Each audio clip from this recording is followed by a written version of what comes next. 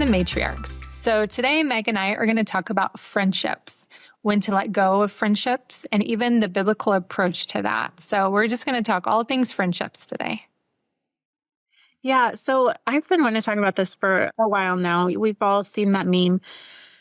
It says something like, God sometimes erases people from your life because he was sitting at a table during conversations that you weren't a part of. And this is something I really struggle with because I want to be liked by everyone. I want to be involved in everything. I want people to like me. And so, Trish, that I've struggled with this for a really long time, but I'm learning more and more, like as I'm digging into my Bible and digging into, other friendships, how to be a better friend. But then not only that, to learn that I can still love those people.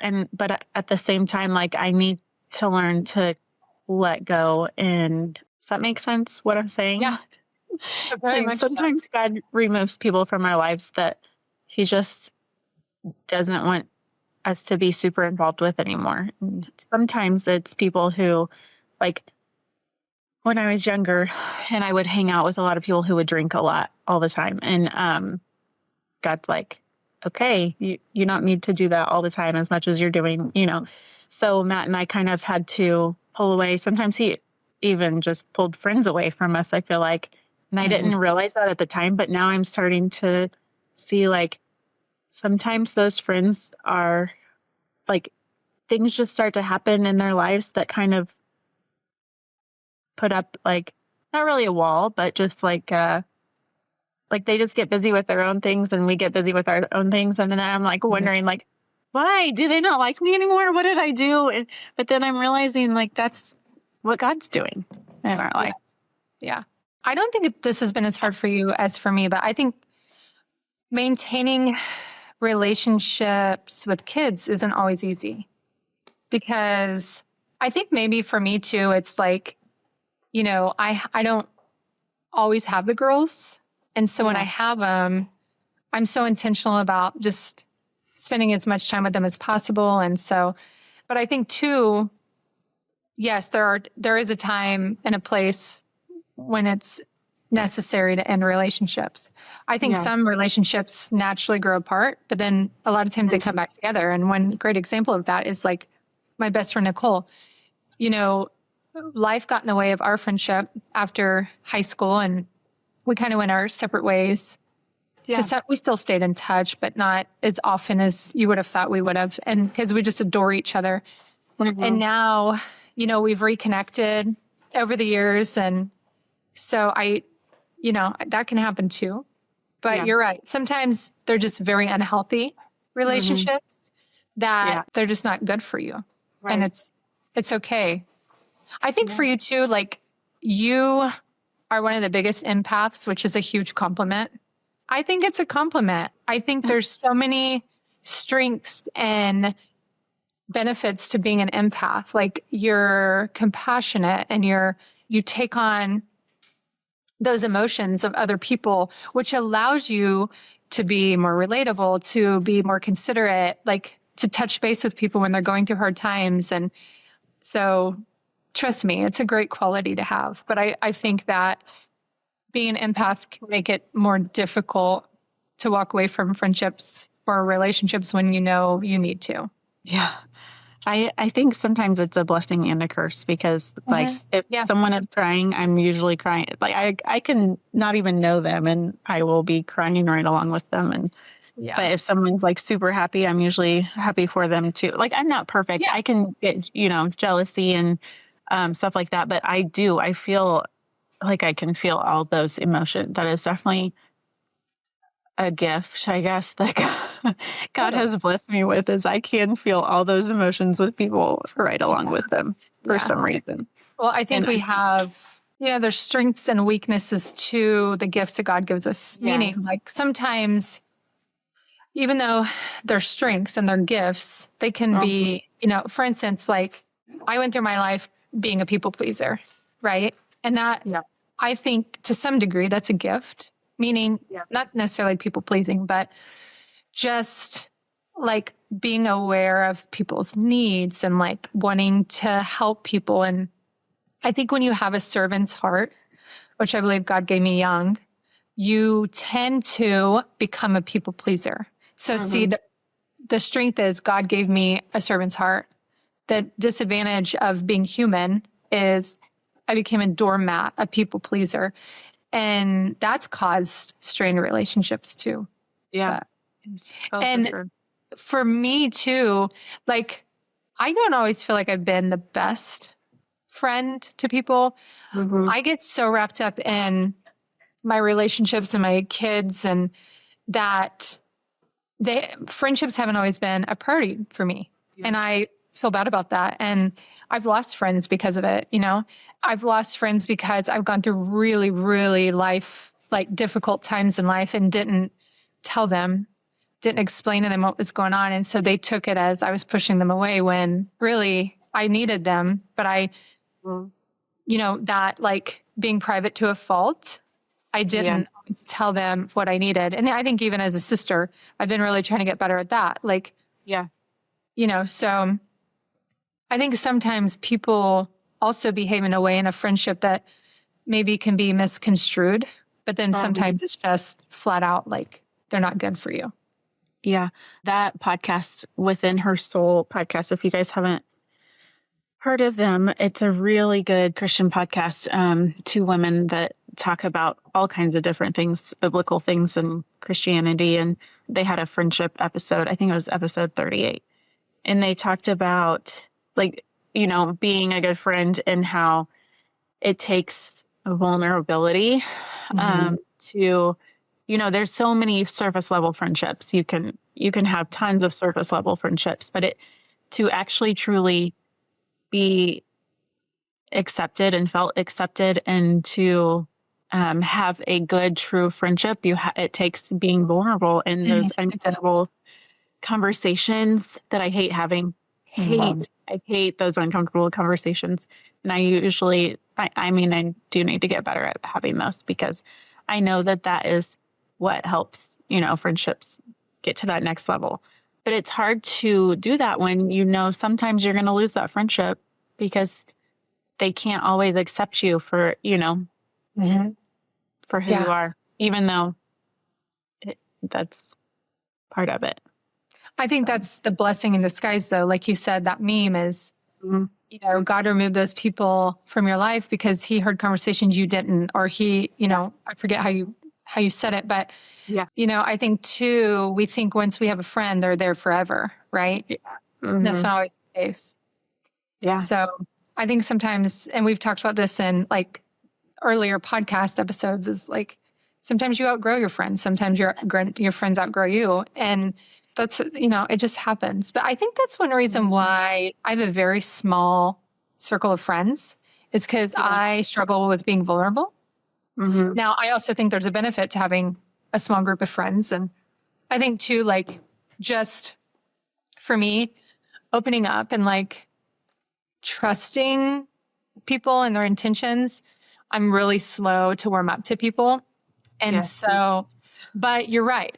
If you're going to have meaningful, lifelong, healthy friendships, you have to be vulnerable. And I've learned that a lot over the years. So and it's so hard, but you think about, and they said this in the podcast as well, and it just totally resonated with me. Jesus had his 12 disciples, and he was friends with, he loved everyone. He was friends with everyone, but he had his 12 disciples to help him, and it just makes sense. It's so hard to have a large friend group and still be a good friend. I struggle with that big time, especially with kids. We have sports, we have school functions, we have, there's so many things that you can't just keep up with everything, plus keep up with all your friends' stuff. I like to be good at asking how things are going and stuff that. But I'm I can't even remember what's on my schedule, let alone which is terrible. I've been trying to enter things into the calendar so I can remember hey, how are you? How are things going? And stuff like that. But but see, that's you being intentional. And I don't think anyone's mastered that, especially if, you think about men and women each have their strengths. Men have the capacity to compartmentalize their life. Like, and I think God gave them that gift because sometimes they have to go to war. Sometimes they have to, be away for work but women, even when we're at work, we're thinking about the 90,000 things we have to get done as a mother at home with work or whatever. I mean, birthday, but think about it. So I think there's a lot of really great, organized, detail-oriented men who help out with like planning parties and contributing and like doctor's appointments and all that. But the majority of women manage that. Yeah. So you got all these things going on. And that's where I find it so hard to maintain home life, maintain work, maintain, being an intentional mother and then like Allie was in that competitive elite softball for 7 years. I mean, we didn't have time to do anything. We were always either at practice, lessons, out of town, sitting at a softball field. And so then you develop friendships with those people. But, it's tough. Yeah. And I think you just have to be really intentional. But I will say, I don't have FOMO at all. What's the other one where you like to miss out on stuff? I don't know. I don't think I've heard of the other one. I heard it the other day. It's like JOMO or something, the joy of missing out. Like I love being at home. I wish I had that. Oh, I totally have it. See, I think too much to the fault. Like I love having people to my home. As you know, I love to entertain. I love to be outside and working in the yard and cooking and baking and painting and DIY. And that's my jam. So I don't have FOMO, but I will say I do get jealous at times when I see large groups of women like hanging out or going to do stuff together. And I do that occasionally, but not as often. And when I see that, sometimes I'm like, I need to be more like that. I need to get out of my comfort zone of being at home and loving to entertain at home and having people over to my home. And I need to put myself out there a little more, you know? The other thing too, I hate to say this, ladies, but we're all a little bit dramatic and emotional sometimes to the point where, for me, I don't deal well with drama. I've had too much of it in my life. And I'm kind of like, I need the peace now. I don't want any more drama. So we tend as women to be more dramatic or to show more emotions. And that's, God gave us that for a reason. But so for me, it's hard to have a lot of female friends because of that. I'm like, I want to lift one another up and encourage one another and, Yeah. That stuff. And one more thing, and I'll shut up because I talk too much. I told you you would have plenty. I know. Listen, I'm going to drink my coffee and eat my Cadbury mini eggs. I'm obsessed with these. But anyway, I've had friends call me and they're like, call me to celebrate something. And they say, like, you're the only one I can call because my other friends aren't happy for me or they get jealous. And that's a very normal emotion. Yeah. But you don't have to show it. Like you said, you get jealous. I get jealous. We all get jealous. We're human beings. But it's when you can like be jealous, but still celebrate someone or be jealous and still like be happy for someone. Some women can't do that. They're going to be jealous and they're going to like show that they're jealous or not celebrate you. And I think that's sad. Let's be the women we are and have the emotions that we have, but be happy for our friends and encourage and support and, Amen. So I'm going to eat my eggs and shut up. No, you're good. Yeah, I agree. That's definitely need friends to lift us up and encourage one another because otherwise life would just be hard. And another thing I just kind of wanted to talk about was how scripture, and I meant to look this verse up and I forgot. Maybe we can Google it. Walking with wise individuals leads to wisdom while associating with fools causes trouble. Amen to that. Yeah, that is something that I've been trying to remind myself and remind the girls too. You become who your friends are. And if your friends are rude or unkind or mean to others, eventually they may, even though I ingrained in them that kindness is all that matters and stuff, but eventually over time, like they'll start doing little things that they think is okay, even if it's like not as bad as the other person because they see that and think that it's okay, if that makes sense. It does. I'm sorry. I'm giggling. I don't mean to. My dog's literally throwing up over here. Do you? Yes, he just eats stuff. And so anyway, I didn't mean to. No, you're good. That's the mom life. Oh my God. For real. When you were talking about how we like have all these things in our head, I was thinking, I always say, and I told Matt one time because he didn't understand. I told him, I was like, Matt, my brain is literally like a computer with all the tabs open. Mm-hmm. Right now, my computer is that same exact thing. Like I have the recording thing open. I have real estate stuff open. I have PTA stuff open. I have my email open. I have laundry on the bed that I still need to put away. Girl, welcome to my life. I know. That's part of being a mom. I don't feel like you. Yeah. If you have it all together, please let me know how and teach me your ways. If you have it all together, you're lying. I'm sorry. I just don't see how you can. I'm not kidding. You can't. Listen, I don't mean to call you a liar, but really, do we all? No. It's so chaotic. Life is chaotic, especially for women. I hate to say it. Men literally can compartmentalize. I think that's why men are statistically more successful than women, is because they don't have 9,000 things to balance at home. They don't. Now, some of them do. We have incredible single men in our world that are raising their children by themselves. I bow to them because I think women naturally balance that stuff better. Seriously. Yeah. And so I'm not trying to take that away from men. I know some phenomenal men who are raising their kids by themselves or balancing life by themselves. And they're doing it beautifully.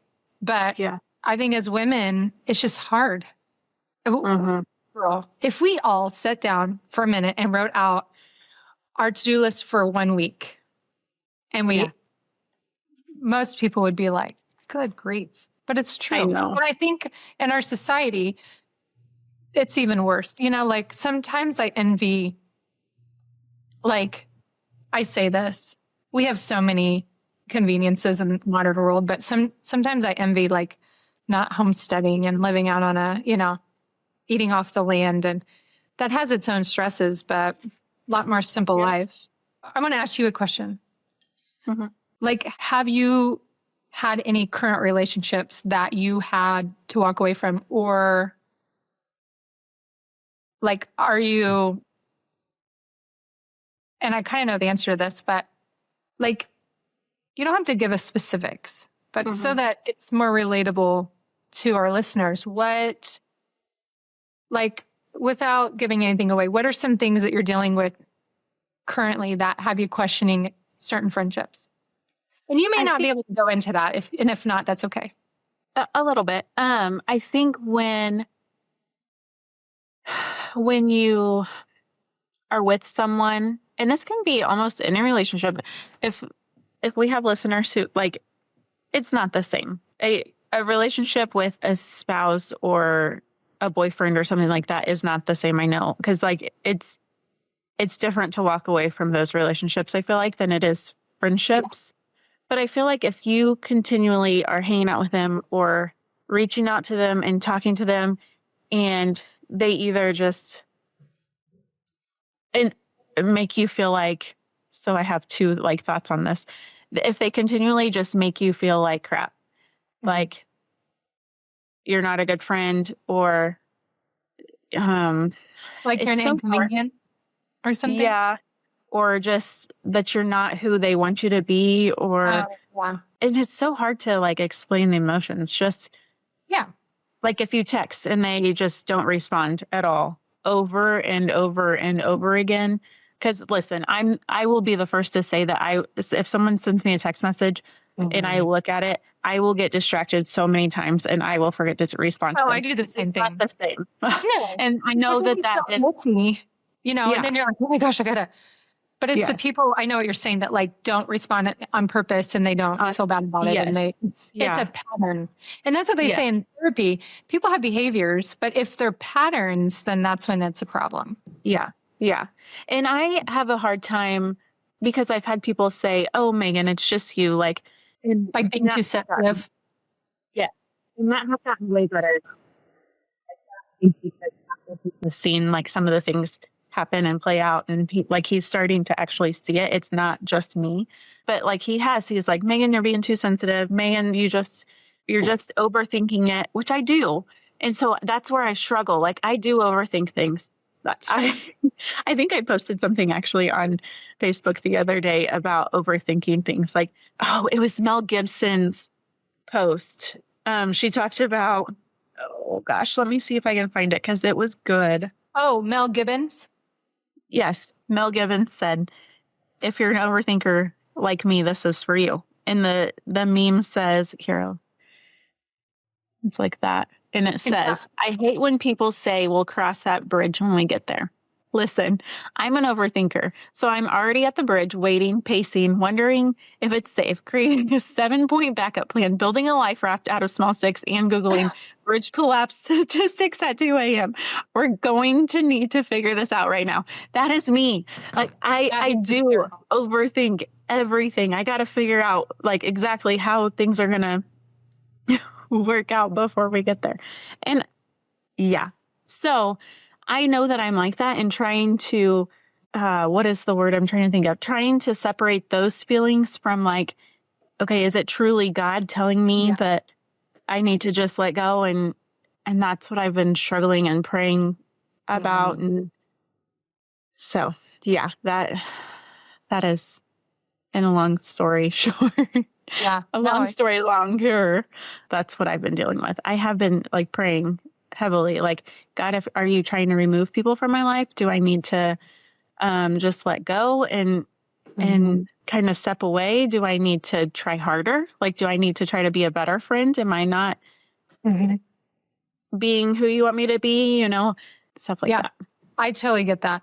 So what I've learned recently in my relational issues, as Megan knows, I think when you posture your heart to say, okay, Lord, reveal to me if I need to try harder, or if I need to give more, or if I'm, like if I'm walking away too soon or whatever. If your heart is postured, He's going to reveal that to you. And one thing I've learned recently in my trials is forever, I wanted God to give me the answer. I've literally prayed, Lord, reveal to me in a dream. Lord, reveal to me in your word. Lord, reveal to me through someone else. And what I've learned God say recently is, where is your surrender if you want me to always give you those answers? And so what He's really taught me is, instead of asking for direct answers, saying, okay, Lord, I'm surrendering this to you. You know my heart and how much I want to, if I need to get better in a certain area, then I know you will help me with that because that's where my heart is postured. But He will close doors that need to be closed, open doors that need to be open. But I think when you go back to the same thought over and over again, it's God telling you. It could be anything, but relationally, if you feel a conviction in your heart over and over and you're praying about it, I think that's God giving you the answer. At least that's my experience recently. And it's easy as Christians to think you can't remove yourself from toxic relationships because that's just a part of, like you have to help people through them or you have to deal with them, and that's not the case. So, but I think that conviction and that tug at your heart is most likely the Lord saying, because let's be honest, the enemy wants us to stay in toxic relationships, right? He's not going to want you to get out of them. That would create some peace in your life. And so I always try to discern that too. Like, is this from the Lord or the enemy?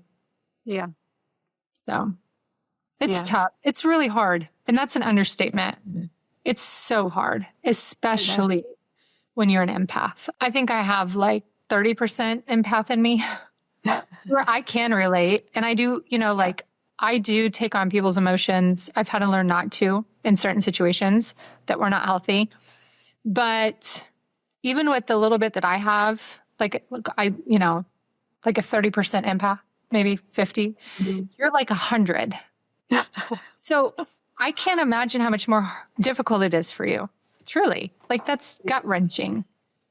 Yeah.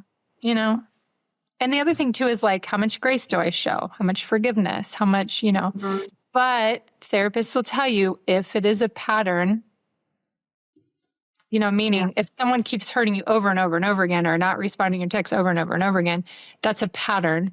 Yeah. One of the verses that they said in that podcast I was talking about, it says it's Proverbs 18:24, and it says, "One who has unreliable friends soon comes to ruin, but there is a friend who sticks closer than a brother." And so, just like we were talking about on the podcast for the girls, there's a friend who sticks closer than a brother. Like, we need to be grateful for what we do have. And I do have friends who, stick closer than a brother, and who I know that I can turn to, that are also Christians, and, are excited for me when I have big wins and stuff like that. So I am grateful for the things that God has given me. But it's still hard. It doesn't make it any easier. It is. So I think it's obviously biblical, right? To remove yourself from relationships that aren't feeding your soul a little bit, or, not contributing to you being a better person, or like a source of encouragement, and that sometimes you have to remove yourself from the toxicity or drama or unhealthy relationships. And it's not healthy to stay in those. It's just not. And I think we've all experienced relationships that were like that. Yeah. So, okay, well, we are going to go ahead and end this one. We'd love to hear from you guys, though. If you have questions, or if you want us to talk about something specific, we can even try to look for things in the Bible and try to, have more conversations like this. So we hope and pray that you will find meaning in this, and stay bold, stay kind, and stay unstoppable. Have a great day. Bye.